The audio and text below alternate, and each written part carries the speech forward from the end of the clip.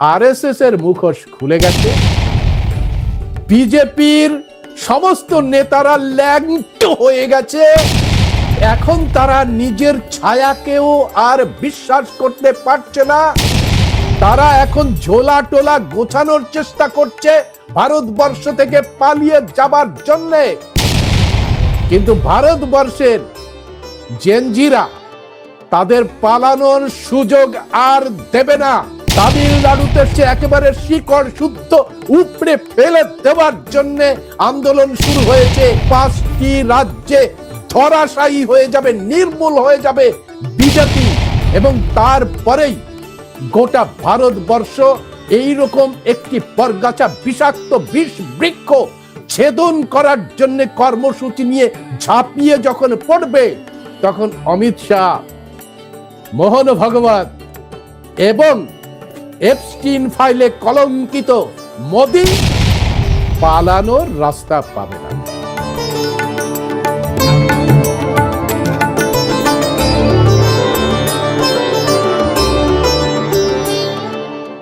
প্রিয় দর্শক, আপনারা দেখছেন ভয়েস অফ বহুজন। আমি শরদিন্দু বিশ্বাস। প্রিয় দর্শক, আপনারা জানেন যে এই যে ব্রাহ্মণ্যবাদ,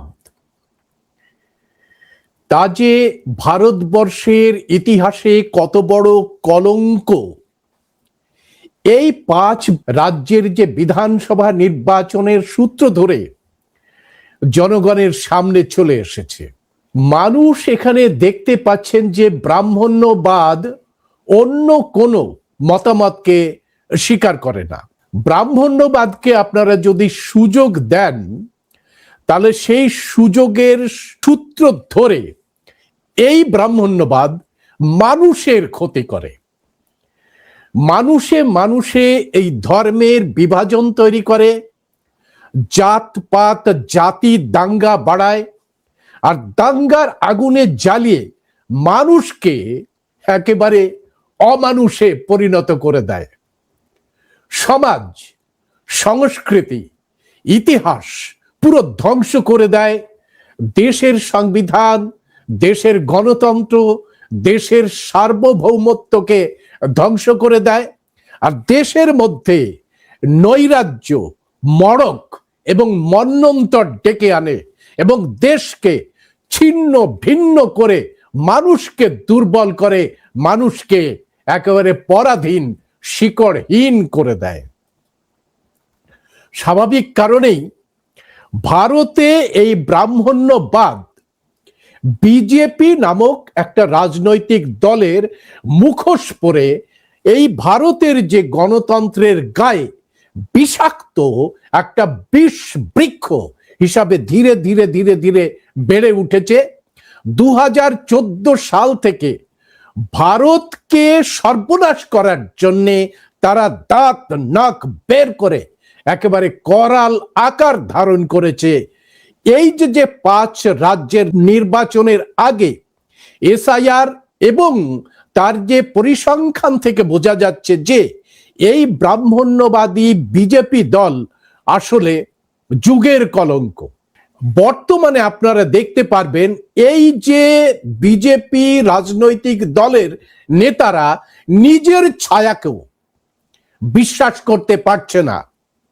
খুন, জখম, রাহাজানির মধ্যে দিয়ে এরা চলতে ভালোবাসে। এদের প্রতিটা লোম কূপে কূপে বিষ। এরা চোর, জালিয়াত, লোভী, অসহিষ্ণু, অশিক্ষিত। আর সেই কারণেই এই যে বিজেপি এবং ব্রাহ্মণ্যবাদ ভারতবর্ষের মানুষের কাছে পরিত্যাজ্য হওয়া উচিত। আসার কথা হলো, দেশের নানা কর্মসূচিতে বহুদিন থেকে এই ব্রাহ্মণ্যবাদ বর্জন করার জন্য ব্রাহ্মণ বিতাড়নের কর্মসূচি শুরু হয়ে গেছে বহু কাল আগের থেকে। আর এই সাফাই অভিযানে একেবারে সামনের সারিতে রয়েছে তামিলনাড়ু রাজ্য। তামিলনাড়ু রাজ্য এমন একটা ইতিহাস তৈরি করতে গেছে যেটা সম্ভব হয়েছে তামিলনাড়ুর রামস্বামী পেরিয়ার নাইকারের জন্যে। ঘটনা হলো যে 2026 সালের বিধানসভা নির্বাচনে তামিলনাড়ু এমন একটা রাজ্য হতে চলেছে যেখানে ব্রাহ্মণের কোন প্রতিনিধিদের মুখ দেখতে চায়নি তামিলনাড়ুর সাধারণ মানুষ, এবং ওখানকার যে সমস্ত রাজনৈতিক দলগুলো আছে তারা এই নির্বাচনে একটিও ব্রাহ্মণ ক্যান্ডিডেট দাঁড় করানোর সাহস দেখাতে পারেনি। এমনকি ওই রাজ্যে নির্বাচনের সময় বিজেপি যে রাজনৈতিক দলটি আছে, মনুবাদী ব্রাহ্মণবাদী রাজনৈতিক দল, তারা পর্যন্ত ব্রাহ্মণ ক্যান্ডিডেট দাঁড় করানোর জন্য সাহস পায়নি। তামিলনাড়ুতে শুরু হয়েছে জিরো বিজেপি রাজ্য গঠনের প্রক্রিয়া। এই বিষয়ে তামিলনাড়ুর প্রধান রাজনৈতিক দল ডিএমকে কে সমর্থন করেছে বর্তমান ভারতের যে অর্থমন্ত্রী নির্মলা সীতারামনের স্বামী অর্থনীতিবিদ পরকাল। তার বয়ান দিয়ে একেবারে বিজেপির রাতের ঘুম হারাম করে দিয়েছেন। তিনি বিজেপিকে কড়া সমালোচনা করে যে বক্তব্যটি রেখেছেন সেই বক্তব্যটি আপনাদের সামনে আমি তুলে ধরছি। Being launched today, Zero BJP is very, very significant, and I came here to stand by that initiative, to support that initiative. Why? Because I think every vote for BJP is a death blow to all the cherished values of our constitution. It will be একটি vote যদি BJP পায় তাহলে যে মূল্যবোধ আপনাদের জীবনে আছে সেই মূল্যবোধটাও নষ্ট হয়ে যায়। আমি একটু একটু করে ওনার প্রত্যেকটা বক্তব্য বাংলায় তুলে ধরার চেষ্টা করছি। a death blow to the harmony, communal harmony. তিনি বলছেন যে এই যে সারা ভারতবর্ষের মধ্যে যে সমন্বয় রয়েছে, যে বৈচিত্র্য রয়েছে, জাতি বৈচিত্র্য রয়েছে, সেই কমিউনাল হারমোনির পক্ষেও এটা একটা ডেথ অর্থাৎ মৃত্যু পরোয়ানা। Linguistic harmony, harmony between regions, it would be a death blow to liberty. It will be a death blow to equality. ভাবুন, এটা তিনি বলছেন এটা লিবার্টি অর্থাৎ স্বাধীনতা এবং তার যে এই যে মানে আমাদের মধ্যে যে বৈচিত্র্য আছে তার পরিপ্রেক্ষিত একটি মৃত্যু পরোয়ানা হচ্ছে বিজেপিকে একটি ভোট দেওয়া। It will be a death blow to fraternity. Every vote cast will be. এই যে যদি বিজেপি একটি ভোটও পায় তাহলে ভারতবর্ষের মধ্যে যে ভ্রাতৃত্ববোধ আছে, ফ্র্যাটার্নিটি, সেই ফ্র্যাটার্নিটির পক্ষে মৃত্যুর পর A death blow for social justice. এটা সোশ্যাল জাস্টিস অর্থাৎ যে সামাজিক ন্যায়, সে সামাজিক ন্যায়ের পক্ষেও এটা মৃত্যুর পরোয়ানা যদি বিজেপির পক্ষে একটি ভোটও যায়। Every vote cast for BJP will be a death blow for diversity, which is regional diversity or linguistic diversity, especially that's very dear to you, and cultural diversity. You know, it will deny you the right to decide what to eat, what to wear, and how to speak, and which language to speak, which language to study. It will. এই যে বিজেপির পক্ষে যদি আপনারা vote দেন তাহলে সেটা মাতৃভাষায় কথা বলার বিপক্ষে যাবে, যে আঞ্চলিক ভাষা তার যে সংস্কৃতি, সেই সংস্কৃতির যে ডাইভার্সিটিটা আছে, বৈচিত্র্য আছে ভারতবর্ষের, সেই বৈচিত্র্যের বিপক্ষে যাবে। কারণ এই বিজেপি নামক ব্রাহ্মণবাদী রাজনৈতিক দল এসবের কিছুতেই বিশ্বাস করে না। A death blow to federalism, the spirit of federalism, both political as well as. এটা ফেডারালিজম অর্থাৎ এই যে গণরাজ্যের যে ভাবনা, ভারতবর্ষের সংবিধানের যে গণরাজ্যের ভাবনা, সেই গণরাজ্যের ভাবনাটাকেও ধ্বংস করে দেবে। তার জন্য এটা একটি মৃত্যুর পরোয়ানা হবে। Therefore, please make sure My appeal to you is, please make sure that the assembly that is going to be convened after the elections will have no representation from BJP. Zero BJP in the new assembly. And যে ইলেকশনের এখন vote হচ্ছে, এই ইলেকশনে তিনি appeal করছেন, এই পরকাল প্রভাকর তিনি আপিল করছেন যে এই নির্বাচনে যারা নির্বাচিত হয়ে আসবে সেখানে যেন বিজেপির একটি মাত্র ক্যান্ডিডেট না থাকে। last but not the least, let me tell you, the people of Tamil Nadu are not going to fight only BJP. They are going to fight. They should be bracing themselves to fight the combined might of BJP, the Election Commission of India, and all the enforcement agencies. মনে রাখতে হবে তামিলনাড়ুবাসীকে যে এই যে লড়াই শুধুমাত্র BJP নয়, তাদের সঙ্গে জড়িত অল দি কম্বাইন্ড যে সমস্ত শক্তিগুলো আছে, সে ইলেকশন কমিশন হতে পারে কিংবা সে আরএসএস হতে পারে, বিজেপি ব্রাহ্মণবাদী মাইন্ডেড যত শক্তি আছে সেই মাইন্ডের বিরুদ্ধে মানুষের লড়াই, গণতন্ত্র বাঁচানোর লড়াই, সংবিধান বাঁচানোর লড়াই, দেশ বাঁচানোর লড়াই, দেশের সার্বভৌমত্ব বাঁচানোর লড়াই। ভাবুন, একজন অর্থনীতিবিদ কিছুদিন আগে তিনি প্রকাশ করেছেন যে এই যে চন্দ্রবাবু নাইডু কিভাবে তিনি ভোট চুরি করে এই নির্বাচনে জয়লাভ করেছেন এবং সেটাকে, এই চুরি করাটাকে মদত দিয়েছে এই ইলেকশন কমিশন এবং ইভিএম মেশিন।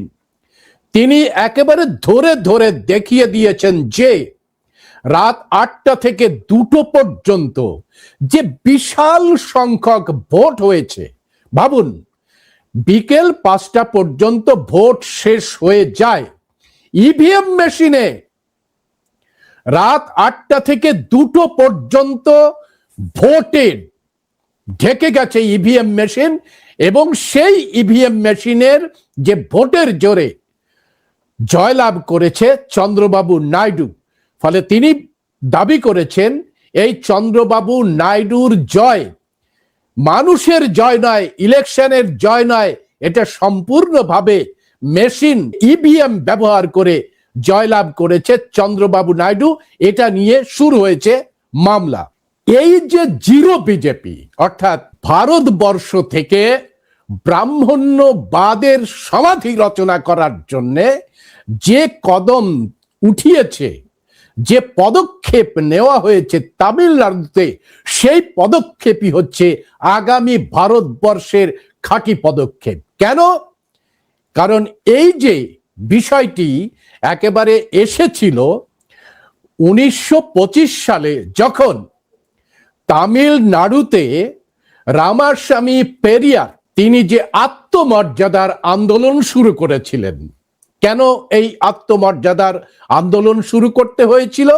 কারণ ভারতবর্ষের সমস্ত সৌধগুলোকে ধ্বংস করে দিয়ে বিদেশির দ্বারা, এদের দম নেই, এদের ক্ষমতা নেই, এরা এরকম একটি শক্তি যারা বিদেশ থেকে আক্রমণকারীদের নিমন্ত্রণ করে নিয়ে সেখানকার যে সভ্যতাকে ধ্বংস করেছে, এবং সভ্যতাকে ধ্বংস করে সেই আক্রমণকারী মুসলমানদের সাথে রুটি বেটির সম্পর্ক করে ভারতবর্ষের সমস্ত সংস্কৃতি, সমস্ত ইতিহাসকে মুছে দিয়ে তাদের মাথায় যে বর্ণবাদ ছিল সেই বর্ণবাদ প্রতিষ্ঠা করেছে, প্র্যাকটিস করেছে এরা। এবং সেই কারণে ভারতবর্ষের যে প্রাচীন যে ঐতিহ্য, যে বিচারধারা, সেগুলো ধ্বংস করে দিয়ে এরা সম্পূর্ণভাবে একটা মনুবাদী ধাঁচে এই ভারতবর্ষকে পরিচালিত করেছে। এর বিরুদ্ধে আত্মমর্যাদার যে আন্দোলন, সেই আন্দোলন শুরু করেছিলেন রামাস্বামী পেরিয়ার। তিনি বলেছিলেন ভারতবর্ষের ঐতিহ্য রয়েছে, ভারতবর্ষের ইতিহাস রয়েছে, সেই ইতিহাসের আলোতে আমাদের ভারতবাসী হিসাবে নিজেদের আত্মপরিচয় গড়ে তুলতে হবে। আর এই কারণেই তিনি 1925 সালের পরে যে আত্মমর্যাদা সুরক্ষার আন্দোলন শুরু হয়, তাতে প্রথমেই যে পয়েন্টটি রাখা হয় সেই পয়েন্টটি হচ্ছে এই ব্রাহ্মণ্যবাদ ধ্বংস করো।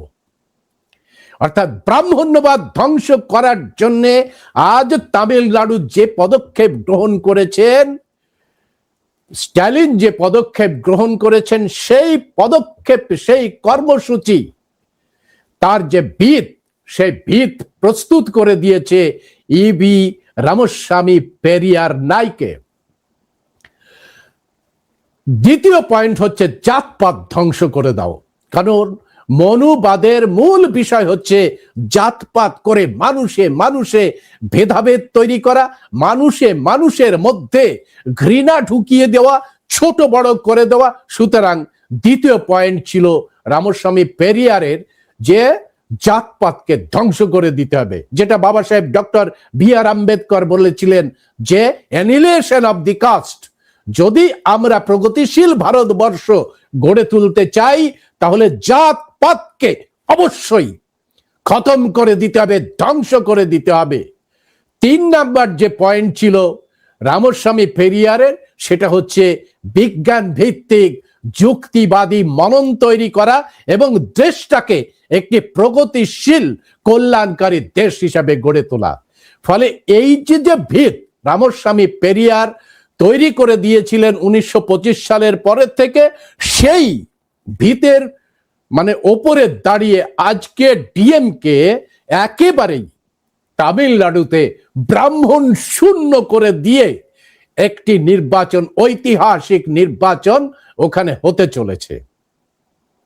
বন্ধুরা, এই তামিলনাড়ুতে ব্রাহ্মণ 3%, ব্রাহ্মণ 3% হলেও রামস্বামী পেরিয়ারের যে সাংস্কৃতিক বিপ্লব, সেই সাংস্কৃতিক বিপ্লবের জন্য আজকে তামিলনাড়ুতে ব্রাহ্মণ একেবারে নখ দন্তহীন হয়ে একেবারে জিরোতে পরিণত হচ্ছে। যেটা পরকাল বললেন যে জিরো বিজেপি করতে হবে, সেখানে বিজেপি জিরো হয়ে যাচ্ছে, অর্থাৎ ব্রাহ্মণবাদ সেখানে ধ্বংস হয়ে যাচ্ছে। দুঃখের বিষয়, বাংলায় ব্রাহ্মণের সংখ্যা আরো কম, 1.8% ব্রাহ্মণ হওয়া সত্ত্বেও এখানে 92% মূল নিবাসী ব্রাহ্মণের দাসত্বের শৃঙ্খলে বাধা পড়ে আছে। কেন জানেন? এখানে দান, খয়রাতি আর ধর্ম ব্যবসা এমন ভাবে জাঁকিয়ে বসেছে যে আদিবাসী মূল নিবাসীরা ব্রাহ্মণবাদী রাজনৈতিক দলের একেবারে সেল মানে সেলের কয়েদি যেভাবে থাকে, সেইভাবে OBC cell, schedule caste cell, schedule tribe cell ইত্যাদি সেলের মধ্যে ঢুকিয়ে দেওয়া হয়েছে তাদের। যারা প্রগতিশীল রাজনীতির নাম করে, তাদের কাছেও আমাদের জিজ্ঞাসা যে আপনারা যে পার্টিটি করছেন, সেখানে এই 92% মানুষ সেলের মধ্যে কেন? কেন ওই পার্টির ভাগীদারি তারা হতে পারছে না? তাহলে ওই পার্টিটা কার? এই বঙ্গবাসীর পার্টি না বিদেশ থেকে আসা মাত্র 1.8% মানুষের পার্টি? এটা জবাব দিতে হবে ঐতিহাসিকভাবে, কালের নিরিখে এই জবাব চাইবে বাংলার মানুষেরা। বঙ্গ জাতি এই 1.8%-এর দাসত্ব আর কতদিন করবে? কেন কনস্টিটিউশন থাকা সত্ত্বেও তারা তাদের যে প্রপোর্শনাল রিপ্রেজেন্টেশন এখনো পাচ্ছে না, সেটা কালের দাবি হিসেবে উঠে আসবে এবং জবাব কিন্তু দিতেই হবে। এরা সেলের মধ্যে এদের ঢুকিয়ে দিয়ে 92% মানুষকে ঢুকিয়ে দিয়ে কুমিরের বাচ্চার মতো দেখাচ্ছে। আর এরাও এই যে 92% মানুষ তারা একেবারে সর্বশান্ত হয়ে গিয়ে এই সেলের মধ্যে ঢুকে নিজেকে প্রতিনিধি হিসাবে দেখাচ্ছে, আসলে ব্রাহ্মণ্যবাদকেই শক্তিশালী করে তুলছে, যার জন্যে বাংলায় সাংস্কৃতিক আন্দোলন কিছুই হয়নি। যে রেনেসার কথা হয় সেটা হচ্ছে একেবারে ফুটো বেলুন, গ্যাস বেলুন। এই রেনেসার কোনো মানে নেই। বাংলার যে অসংখ্য মানুষ, বঙ্গ জাতির কোনো কাজে লাগেনি এই রেনেসা, বরং বঙ্গ জাতি গোলামির শৃঙ্খল পরে এই যে হাল হয়েছে। গোটা বিষয়টায় যেটা হয়েছে যে আরএসএস এর মুখোশ খুলে গেছে, বিজেপির সমস্ত নেতারা ল্যাংটো হয়ে গেছে। তো এখন তারা নিজের ছায়াকেও আর বিশ্বাস করতে পারছে না। যেভাবে জিরো বিজেপি কর্মসূচি তামিলনাড়ু নিয়ে ফেলেছে, সেই কর্মসূচি দেখে রাতের ঘুম বন্ধ হয়ে গেছে বিজেপি নেতাদের, আরএসএস নেতাদের। তারা এখন ঝোলা টোলা গোছানোর চেষ্টা করছে ভারতবর্ষ থেকে পালিয়ে যাবার জন্যে। কিন্তু ভারতবর্ষের জেনজিরা তাদের পালানোর সুযোগ আর দেবে না। ভারতবর্ষে তামিলনাড়ুতে শুরু হয়েছে একেবারে শিকড় শুদ্ধ উপড়ে ফেলে দেওয়ার জন্য আন্দোলন শুরু হয়েছে। এই আন্দোলন 5টি রাজ্যে ধরাশায়ী হয়ে যাবে, নির্মূল হয়ে যাবে বিজেপি, এবং তারপরেই গোটা ভারতবর্ষ এইরকম একটি বরগাছা বিষাক্ত বিষ বৃক্ষ ছেদন করার জন্য কর্মসূচি নিয়ে ঝাঁপিয়ে যখন পড়বে, তখন অমিত শাহ, মোহন ভাগবত এবং এপস্টিন ফাইলে কলঙ্কিত মোদি পালানোর রাস্তা পাবে না।